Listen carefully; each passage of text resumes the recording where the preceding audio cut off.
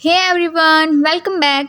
आज हम स्टार्ट करने वाले हैं एक ऐसा टॉपिक जहां से ऑलमोस्ट सीएसआईआर के पेपर में हर बार क्वेश्चन आता ही आता है। अगर तुम पिछले 10-15 साल के पीवाईक्यू देखोगे ना, तो एंजाइम इनहिबिशन किसी न किसी फॉर्म में डेफिनेटली मिलेगा। और ऑनेस्टली बोलूँ, स्टूडेंट्स को लगता है कि ये चैप्टर ग्राफ और टेबल्स का है, लेकिन मुझे इसका एग्जैक्टली उल्टा लगता है। ये चैप्टर सिर्फ कॉमन सेंस का है। अगर एक बार तुम लॉजिक समझ गए तो केएम या वीमैक्स रटने की कभी ज़रूरत ही नहीं पड़ेगी। तो आज एक प्रॉमिस करो, आज फार्मूला नहीं रटोगे, आज सिर्फ विजुअलाइज करोगे। और बिलीव मी, लेक्चर ख़त्म होने के बाद कोई भी ग्राफ देखोगे तो आंसर ऑटोमेटिकली दिमाग में आ ही जाएगा। चलो एक स्टोरी से स्टार्ट करते हैं। इमेजिन तुम एक पिज़्ज़ा की शॉप पर हो। शॉप में सिर्फ एक पिज़्ज़ा बनाने वाला है और यही पिज़्ज़ा बनाने वाला हमारी एंजाइम है। अब कस्टमर हमारा सबस्ट्रेट है और पिज़्ज़ा हमारा प्रोडक्ट। अब सोचो, कस्टमर आया, उसने पिज़्ज़ा बनाने के लिए बोला, देन सेकंड कस्टमर आया, तब भी पिज़्ज़ा बनाने के लिए बोला और पिज़्ज़ा बना दिया। सब बहुत अच्छे से चल रहा था, लेकिन अचानक एक और बंदा आया। ये पिज़्ज़ा खरीदने नहीं आया था, ये बस हमारे शेफ़ के सामने आके खड़ा हो गया और शेफ़ को काम नहीं करने दे रहा था। बस यही हमारा इनहिबिटर है। इनहिबिटर का काम एंजाइम को डिस्ट्रॉय करना ये ज़रूरी नहीं है। कभी कभी सिर्फ डिस्टर्ब करता है, कभी एक्टिव साइट को ऑक्यूपाई कर लेता है या कभी शेप चेंज कर देता है, कभी कभी परमानेंटली एंजाइम को ख़त्म भी कर देता है। अब इसी बेसिस पर इनहिबिशन के अलग अलग टाइप्स बनते हैं।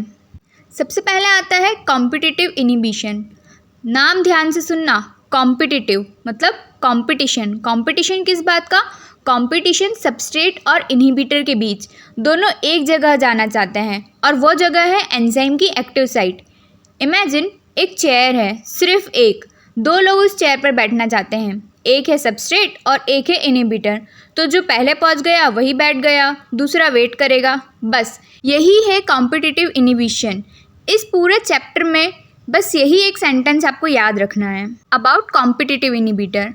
अब क्वेश्चन आता है, अगर इनहिबिटर एक्टिव साइट पर बैठ गया तो रिएक्शन रुक जाएगी? तो हाँ बिल्कुल, लेकिन परमानेंटली नहीं, क्योंकि इनहिबिटर सिर्फ compete कर रहा है। सपोज इनहिबिटर की क्वांटिटी कम है और तुम सबस्ट्रेट बहुत ज़्यादा डाल दो, तो प्रोबेबिलिटी किसकी बढ़ेगी? ऑब्वियसली सबस्ट्रेट की।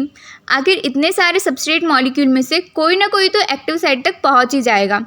इसलिए कॉम्पिटिटिव इनहिबिशन को ओवरकम किया जा सकता है, बस सबस्ट्रेट का कंसंट्रेशन इंक्रीज कर दो। और ये लाइन बहुत इंपॉर्टेंट है, क्योंकि यहाँ से सीएसआईआर डायरेक्टली क्वेश्चंस पूछ चुका है। अब केएम और वीमैक्स पर इसका इफ़ेक्ट समझते हैं। ये वही पॉइंट है जहाँ मैक्सिमम स्टूडेंट्स कंफ्यूज होते हैं, लेकिन स्टोरी से समझो कि जो पिज़्ज़ा बनाने वाला है उसकी स्पीड सेम है। अगर उसको इनफ कस्टमर मिल जाए तो वो उतने पिज़्ज़ा बना लेगा जितने पहले बना रहा था, यानी मैक्सिमम स्पीड चेंज बिल्कुल भी नहीं होगी। इसलिए वीमैक्स सेम रहता है। अब केएम, उसका क्या? पहले हाफ मैक्सिमम स्पीड अचीव करने के लिए 20 कस्टमर चाहिए थे। अब इनहिबिटर भी एक्टिव साइट के लिए compete कर रहा है, तो सेम स्पीड अचीव करने के लिए ज़्यादा कस्टमर्स भेजने पड़ेंगे, यानी सबस्ट्रेट कंसंट्रेशन बढ़ानी पड़ेगी। और केएम यही रिप्रेजेंट करता है कि हाफ वीमैक्स अचीव करने के लिए कितने सबस्ट्रेट रिक्वायर्ड है, तो केएम बढ़ जाएगा। सिंपली अगर हम देखें, कॉम्पिटिटिव इनहिबिशन में केएम इंक्रीज होता है और वीमैक्स सेम रहता है। अब एक रियल एग्जाम्पल से समझते हैं, जैसे कि मिथेनॉल पॉइजनिंग। मिथेनॉल खुद उतना डेंजरस नहीं होता है, लेकिन लीवर में अल्कोहल डिहाइड्रोजिनेस उसका फॉर्मेल्डिहाइड और फॉर्मिक एसिड में कन्वर्ट कर देता है और वही टॉक्सिक होते हैं। डॉक्टर पेशेंट को क्या देता है? इथेनॉल, क्योंकि अल्कोहल डिहाइड्रोजिनेस इथेनॉल को ज़्यादा पसंद करता है। अब एंजाइम इथेनॉल मेटाबोलाइज करता रहेगा और मिथेनॉल वेट करता रहेगा, यानी इथेनॉल कॉम्पिटिटिव इनहिबिटर की तरह बिहेव करता है। और ये रियल लाइफ में मेडिसिन का एग्जाम्पल है। इसका एक और एग्जाम्पल है मेलोनेट। ये सक्सिनेट डिहाइड्रोजिनेस का क्लासिक कॉम्पिटिटिव इनहिबिटर है। मेलोनेट स्ट्रक्चर में सक्सिनेट जैसा दिखता है। एंजाइम कंफ्यूज हो जाता है कि मेलोनेट से बाइंड करना है या फिर हमारे सक्सिनेट से, तो मेलोनेट को बाइंड कर लेता है, लेकिन रिएक्शन आगे नहीं बढ़ती और टीसीए साइकिल स्लो हो जाती है। ये भी सीएसआईआर का एक फेवरेट एग्जाम्पल है।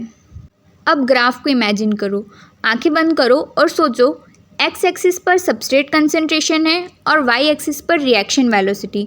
नॉर्मल एंजाइम क्या करता है? ऊपर जाकर ग्राफ फ्लैट बना देता है, लेकिन कॉम्पिटिटिव इनहिबिटर जब ऐड करा तब ग्राफ क्या रहेगा, इनिशियली नीचे रहेगा क्योंकि कॉम्पिटिटिव इनहिबिटर डिस्टर्ब कर रहा है, लेकिन जैसे जैसे सबस्ट्रेट बढ़ता जाएगा ग्राफ धीरे धीरे नॉर्मल ग्राफ को कैच कर लेगा और एंड में दोनों सेम हाइट पर पहुंच जाएंगे। यही रीज़न है कि वी मैक्स सेम रहता है, सिर्फ ग्राफ राइट साइड पर चला जाता है और राइट साइड का मतलब केम बढ़ता है। ये ग्राफ अगर दिमाग में बैठ गया तो कॉम्पिटिटिव इनहिबिशन कभी भी नहीं भूलोगे। ऑलराइट गाइस, अब हमने कॉम्पिटिटिव इनहिबिशन कंप्लीट कर लिया है। अब एक और क्वेश्चन, अगर इनहिबिटर एक्टिव साइट पर आए ही नहीं तो क्या होगा? यहीं से स्टार्ट होता है नॉन कॉम्पिटिटिव इनहिबिशन और ऑनेस्टली ये कॉम्पिटिटिव से ज़्यादा इजी है। वापस से अपनी पिज़्ज़ा शॉप वाली कहानी पर चलते हैं। शेफ़ वही, कस्टमर वही और प्रॉब्लम अलग। पिछली बार एक बंदा आकर शेफ़ की चेयर पर बैठ गया था और वहाँ शेफ़ काम नहीं कर पा रहा था, लेकिन इस बार प्रॉब्लम थोड़ी सी अलग है। एक बंदा आया और वो किचन की इलेक्ट्रिसिटी स्लो कर देता है, या तो ओवन ख़राब कर दिया या गैस का प्रेशर कम कर दिया। मतलब शेफ़ कस्टमर को देख भी रहा है, कस्टमर भी अवेलेबल है, लेकिन शेफ़ इफ़िशिएंटली काम नहीं कर पा रहा है। समझ रहे हो ना डिफरेंस? यहाँ सबस्ट्रेट और इनहिबिटर एक दूसरे के कॉम्पिटिटर नहीं है। इनहिबिटर एंजाइम के किसी और पार्ट पर जाकर बाइंड करता है और उस जगह को बोलते हैं एलोस्टेरिक साइट। ये एक्टिव साइट से कम्प्लीटली अलग होती है। अब एक और बहुत इंटरेस्टिंग बात, अगर इनहिबिटर एक्टिव साइट पर नहीं बैठ रहा तो सबस्ट्रेट बाइंड कर पाएगा, बिल्कुल करेगा, और अगर सबस्ट्रेट पहले ही बाइंड हो गया तब भी इनहिबिटर बाद में आकर बाइंड कर सकता है, यानी दोनों एक साथ भी एंजाइम पर प्रेजेंट हो सकते हैं। ये पॉइंट कॉम्पिटिटिव में पॉसिबल नहीं था। अब सबसे इम्पॉर्टेंट पॉइंट, अगर इनहिबिटर आकर बाइंड कर गया तो उसके बाद अगर तुम 100, 1000, 10,000 सबस्ट्रेट भी डाल दोगे ना, तब भी एंजाइम नॉर्मली काम नहीं करेगा। क्यों? क्योंकि प्रॉब्लम सबस्ट्रेट की कमी नहीं है, प्रॉब्लम है एंजाइम की वर्किंग इफ़िशियंसी की। शेफ़ ही स्लो हो गया है तो सबस्ट्रेट कितना भी बढ़ा लो कोई फ़ायदा है ही नहीं। और इसी एक लाइन से तुम वी मैक्स और के एम दोनों निकाल सकते हो। सबसे पहले V max, maximum speed decrease होगी क्योंकि कुछ एंजाइम इफ़िशिएंटली इनएक्टिव हो गए हैं, वर्कर्स कम हो गए हैं, फैक्ट्री की प्रोडक्शन कम हो गई है, तो मैक्सिमम प्रोडक्शन भी कम ही होगी, यानी V max decrease in non competitive inhibition. अब के एम का क्या? ये सबसे फेवरेट क्वेश्चन है CSIR का। सबस्ट्रेट को बाइंड करने की एबिलिटी चेंज नहीं होती है, एक्टिव साइट तो वैसी ही है ना, सबस्ट्रेट अभी भी नॉर्मली बाइंड कर रहा है, प्रॉब्लम बाइंडिंग में है ही नहीं, प्रॉब्लम तो कैटालिसिस में है, तो इसमें केम सेम रहता है। मतलब नॉन कॉम्पिटिटिव में केम सेम, वी मैक्स डिक्रीज, और कॉम्पिटिटिव में केम इंक्रीज, वी मैक्स सेम। तो अब इसका भी ग्राफ विजुअलाइज करते हैं। नॉर्मल ग्राफ ऊपर जाकर फ्लैट हो गया, लेकिन अब इनहिबिटर ऐड करा, ग्राफ भी कर्व ही रहेगा, लेकिन इस बार वो नॉर्मल ग्राफ की हाइट तक कभी भी नहीं पहुंच पाएगा, वो उससे पहले ही फ्लैट हो जाएगा, यानी प्लेटू नीचे आ जाएगा। और प्लेटू क्या रिप्रेजेंट करता है? V max. तो ग्राफ नीचे आ गया, वी मैक्स कम हो गया, लेकिन ग्राफ का half V max point left to right move नहीं करेगा, इसलिए केम सेम रहेगा। इसका एग्जाम्पल है हैवी मेटल्स जैसे कि मर्क्यूरी, सिल्वर, लेड। ये एंजाइम के ग्रुप पर जाकर बाइंड करते हैं, इंटरेक्ट करते हैं और एंजाइम की शेप को डिस्टर्ब कर देते हैं। सबस्ट्रेट तो बाइंड हो जाता है, लेकिन एंजाइम इफ़िशिएंटली काम नहीं कर पाता, इसलिए ही इसे नॉन कॉम्पिटिटिव या फिर इरिवर्सिबल इनहिबिशन भी बोलते हैं। अब आपके लिए क्वेश्चन है, कमेंट में इसका आंसर करना।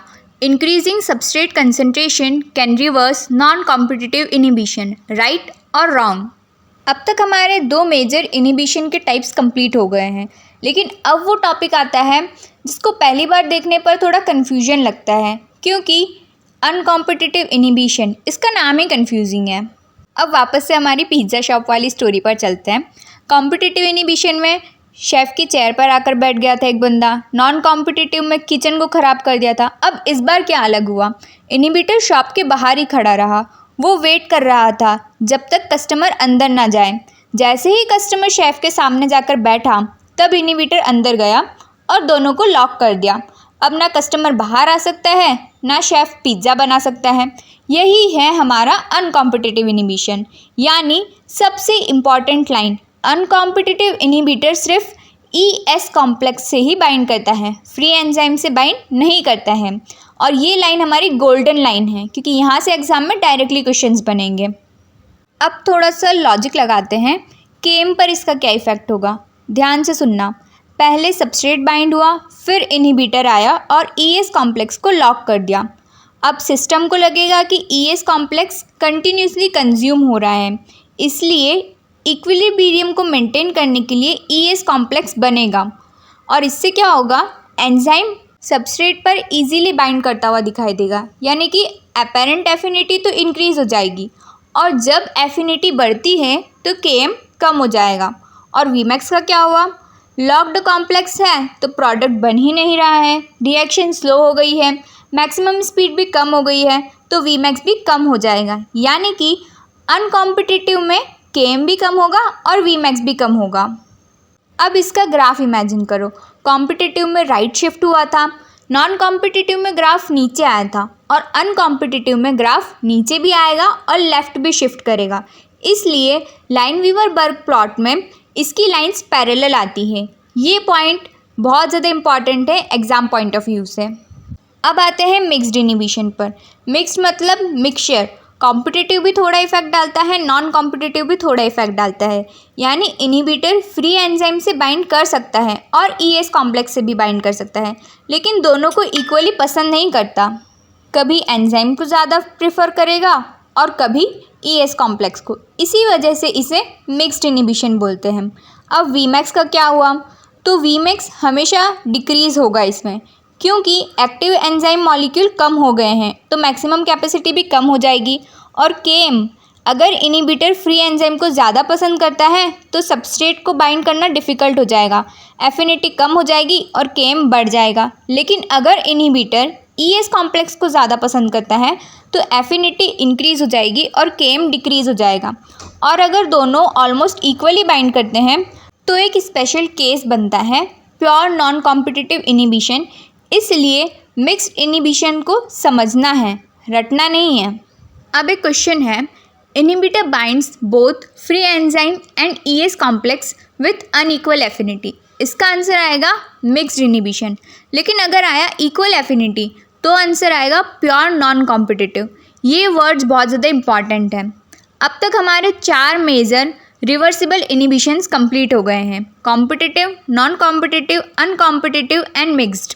अब लास्ट टाइप बचता है इरिवर्सिबल इनहिबिशन।